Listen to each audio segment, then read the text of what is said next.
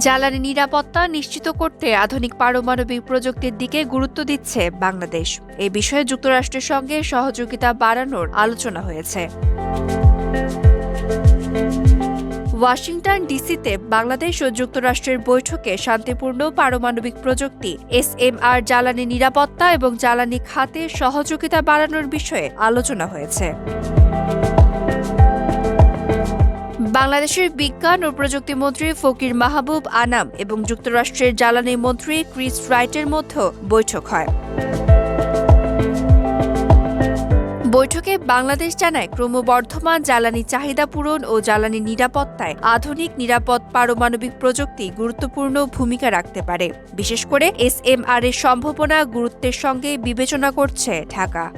RICL TMX, যুগের পর যুগ স্থাপনা থাকে মজবুত। অন্যদিকে SMR প্রযুক্তির উন্নয়ন ও সম্প্রসারণে যুক্তরাষ্ট্রের অগ্রাধিকারের কথা জানান ক্রিস রাইট। পাশাপাশি প্রযুক্তি ও জ্ঞান বিনিময় এবং পারমাণবিক বিজ্ঞান ও জ্বালানি খাতে ভবিষ্যতে যৌথভাবে কাজ করার আগ্রহ প্রকাশ করেছে দুই দেশ। Desk report, Dhaka post.